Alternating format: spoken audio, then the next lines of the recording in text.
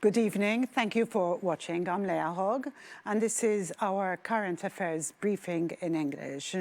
My guest today is the Honourable Dr. Jason Azzopardi, and I thank you very much for joining me here. Thanks for the invite. Thank you so much. I'd like to hear more about your new portfolio. It seems very ambitious, and I'm sure you've got lots to do. It's a tall order, yes, indeed.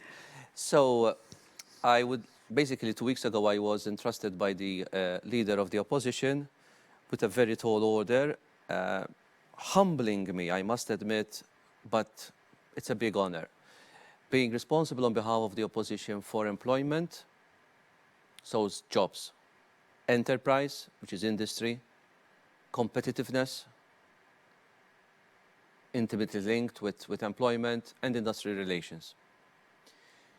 I started last week immediately meeting the social partners. Last week I met MUT, last Monday UHM, Tuesday Chamber of Commerce, this morning General Workers Union. And I will keep on having these meetings in the very near future. I must salute the hard work by Solidarjetà Ħaddiem of the Nationalist Party, which is the movement within the party responsible uniquely for employment. What an amazing bunch of hard-working people. I mean, their enthusiasm is simply contagious. How many of them are there? So the committee of the Solidarjetà Ħaddiema is made up of more than 20 people, all coming from different walks of life. President is Ivan Castillo, very hard-working committee all across. And as I was saying, their enthusiasm is simply contagious. Mentioning jobs, I was saying it's a tall order. Why?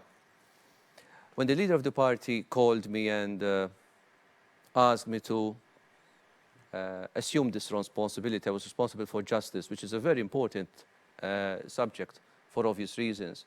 But employment, especially in the COVID era and post-COVID, absolutely. Of course, I will build on the work which was being done by my predecessor, Clyde Pooley. I will not be reinventing the wheel, definitely, but I will do my utmost. I will give it my body and soul, no half measures, in order to, first of all, turn a new leaf as far as the party goes with the social partners and listening, getting down to grips with the pain and suffering of many families.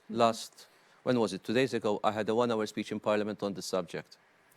And in the run-up to my speech, I was doing a lot of research. I spoke and consulted various academics and economists, people in the know. And I was amazed, for instance, the average wage, some numbers, some statistics, but which show the real picture. Precarious work. The last 5-7 years, the economy was built on cheap labor. What happened? A huge amount of foreigners were imported, but basically the absolute majority of them being paid very low wages. Yes, absolutely. The result, deflation, a downward pressure on the wages of the Maltese workers. The average wage of the Maltese worker last year was 17,000 euro plus, more or less, per annum. The number of workers, not unemployed, workers, on the verge of poverty or living in poverty over the last 7 years, shot up. Are we talking about Maltese people? So we're talking about not just Maltese, workers. The workers, what is called the in-work poverty rate.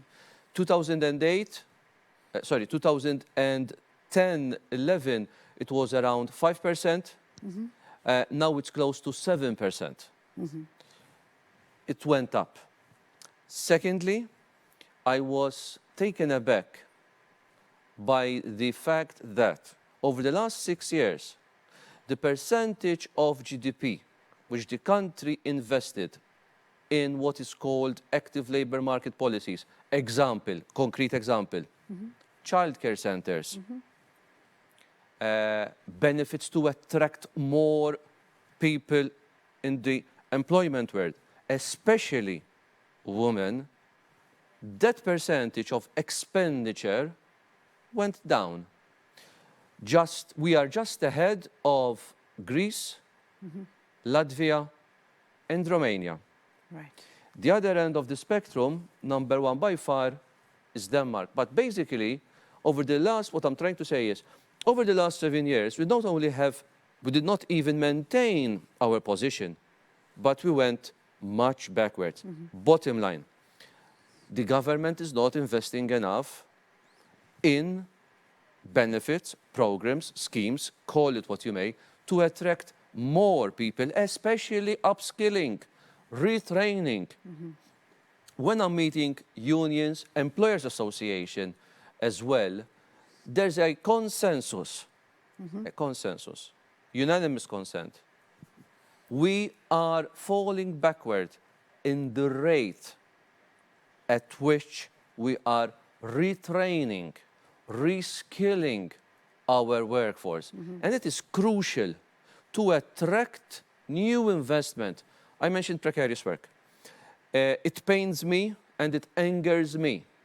And I'm determined to be a voice for these workers who are being exploited by a very few, but ruthless employers employing precarious workers. So basically, what is precarious employment?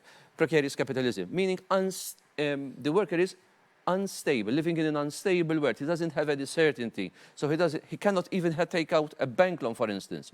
Now, that amount of labor has gone up. And one of the main tasks of the opposition in the weeks ahead is to make inroads in this sphere, to be a voice, and to propose. So your vision is to be a voice for these people. To be a voice and to propose. And to propose concrete measures. I mean, I will not be the one to say, listen, it's all doom and gloom. I will say, this is good, but we could have done much better if we did not spend or waste X millions in this corrupt contract. We would have X millions to spend on more childcare and therefore attract more women in the labor force. So anyway, it's a tall order, and I'm determined, with the help of the whole parliamentary group, but especially of the leader of the opposition, who is very determined that in the weeks and months ahead, the Nationalist Party makes its mark in this very crucial area. We want to unleash the potential of Maltese businesses. There's a lot that can be done. There's a lot that should have been done, and we will be at the forefront to defend the dignity of the worker and also the rights of the employers. Sure. That's crucial. How do you propose to move forward with this? So, number one, ensure a level playing field. To ensure a level playing field, for instance, when I met the Chamber the Chamber of Commerce on Tuesday, and this morning they presented formally the document to the leader of the opposition, they have a very, very good document which was given to me on Tuesday, but the leader of the opposition was handed formally this morning, about public procurement. So there's a whole chapter about blacklisting. What is blacklisting? Taking concrete action against those companies which abuse, which are on the wrong side of the law. How come there is no enforcement? Because when there is no enforcement, you are benefiting the rule of the jungle. Might is right. Wherefore, on the other hand, if there had been an equal playing field, more jobs would be created because there is more competition, less direct orders where they are not needed. There are cases where direct orders are needed, no doubt. But many direct orders, we're speaking of direct orders of hundreds of millions, should not have been dished out as direct orders, but as public tenders for everyone to have a chance. And when everybody has a fair and equal, transparent chance in public procurement, the end result is better value for money. So the taxpayer is better off. It sounds like a step in the right direction, definitely. We're joined now by Nick Glinsman, and he's going to give us an update on politics and economics. Good afternoon, good evening, Nick. Good evening and good afternoon. How are you? I'm fine, thank you. Fine, thanks. An update, first of all, before we move forward onto Europe. What's happening in the States? In the States, We've been following the Trump and Biden inauguration last week, and I'd like to see what's going on right now. Well, actually, I'm going to focus on, because it leads nicely to the markets and the economics, I'm going to focus on the idea that we have a stimulus coming. It looks at the moment like Biden and his team are going to go for reconciliation and not go bipartisan. That's the initial noises. One hopes otherwise, but we'll see. If that's the case, then we're going to get a fairly large stimulus, around $1 trillion, maybe a bit more, in short order. And what that is doing is basically you're seeing stimulus increase. And remember, down the line, we're going to have an infrastructure bill at some point, which will also require the method of reconciliation. And so you're seeing stimulus come in now. You've got future stimulus coming later down the road this year, probably. And this is all just as the vaccines impact should be picking up, as well as states that have been very closed down in terms of lockdown, starting to open up because of needs. Rates of infection seem to be going down. So you'll remember this, Leah. I think we're stoking up the sort of potential increase in economic activity that will remind people of the Roaring '20s again. Mm-hmm. So I'm sitting here looking at, I'm very positive commodities because of supply chain shocks, but I'm also looking at the stock market. I'm nervous of the stock market, but I'm not out of the stock market. I would follow it up and manage my risk accordingly. I think the big risk that we have right now, and this could be, I don't think this feeds through to the economy so much, because I think the Fed will be late to the game, is inflation. Okay, Nick, can I just interrupt you? I'm with the Honourable Dr. Jason Azzopardi. He's going to pose some questions to you. I have a couple of questions, Nick. Leah was telling me about your distinguished background in banking and investment banking. I would like to take this opportunity to pose two quick questions. Number one, I was reading in the Washington Post earlier this week that the predictions from the Central Budget Office of the US government is for the pre-pandemic employment levels in the US to be reached again. It will take the US a good 10 years. Is that realistic? Is that indeed the case? Second quick question, do you envisage inflation to come out of hibernation post-COVID? That's my preferred question, the second one, but let's start with the unemployment first. It depends what people define as full employment, of course. We never got there even prior to COVID. Obviously, the employment level, those that have suffered most are the ones that are predominantly in the gig economy, hospitality primarily. And I'm actually I think we're going to have there's money out there, and I've been talking to people looking at investing in just that. So maybe we will be surprised at how quickly that part of the economy turns back. My one concern, and this will lead into the inflation side of the second question, is I look for inflation to be cost push, and I think that's primarily occurring because of supply shock as opposed to demand shock. And the supply, you're seeing freight rates in the west coast of the US, in Europe, in China, screaming higher. There's a lot of anecdotal as well as hard evidence that supply chains are really problematic, and that will create that inflation push. So I look for inflation. Also, we have crude oil and energy that will rebase. If you recall, April last year, you had negative oil prices. Yeah. Well, that's going to rebase, and that rebasing process is going to feed through for the rest of the year post-April. I think we have a situation. My fear about things is the Fed, Federal Reserve Bank, ECB, people want to let inflation run hot for the economy to return to normal, which would include employment. And employment is something. Remember Janet Yellen, the new US Treasury Secretary? Her original background is a labor economist. And she's very focused on getting unemployment down as fast as possible. So my concern in terms of the markets is as inflation starts to show its claw, and I think it will come in greater than expectations are showing now, and we're seeing forward inflation rates certainly beginning to discount, and you had an inflation figure that surprised on the upside in Europe today. I think there's that transition period between inflation suddenly getting hot and the Federal Reserve starting to react to it. And that will create the bond markets, particularly at the long end, to sell off, thus giving us higher rates at the long end. Yeah.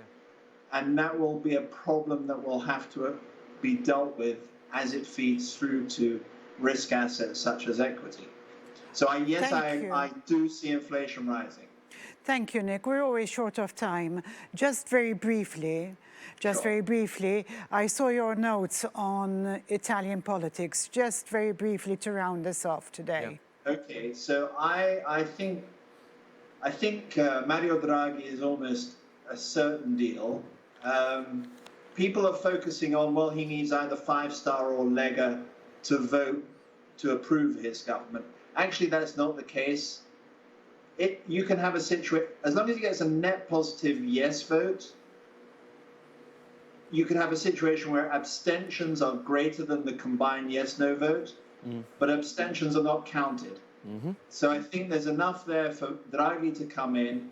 And the key point that nobody's talking about is that a new government under Draghi has to last beyond August the 2nd. If it does that, then there will be no election until the new president is elected by 2 chambers, which is the Senate and the Camera, as they call it, which is February, March next year. I'm not sure it will solve Italy's problems because they've been building up over decades, but Europe loves Mario Draghi and certainly the concept of Mario Draghi being the Prime Minister. Thank you. Thank you very much for tonight. Very interesting. Thank you. Thank you, Jason. Hope to see you soon. Bye-bye. Absolutely. Bye. Good night. That was really, really interesting. What an insight. Yes, he's got many insights. What an insight. It's amazing. Especially covers every part of the world. The part he was explaining about inflation, because I was reading these past few days, and several economists, there was an article in the Times of Malta the other day, but even the Financial Times, the main worry is post-COVID about inflation, and that's something that will eat into the wages of workers, of employees. So it's already a big headache, a source of suffering. Many employees have seen and are seeing their income levels go down due to COVID. And then post-COVID, when one would want to breathe a sigh of relief, if inflation rears its head, and I mentioned this subject precisely this morning with the General Workers Union, we aired some thoughts about this. But Nick was mentioning the gig economy. That's another important and fascinating, maybe a mindful at the same time, daunting challenge we have as a society. Yes. what is the gig economy? What is the platform economy? Many of us are seeing all these motorcycles in our roads with food deliveries. That's the platform economy, where basically you are employed by a platform, technically. And they have no rights, and they are employed as self-employed. They are registered as self-employed, which is a dichotomy, which is a contradiction in terms. You cannot have a self-employed being employed. I mean, but that is something that the government has failed to anticipate and is not enforcing the law. And when you do not enforce the law, what happens? There is abuse. And when there is abuse, what happens? The weak suffer. And that is when our voice, our role, our mission comes in. We have to be at the forefront to keep government on its toes. Where is enforcement? Number two.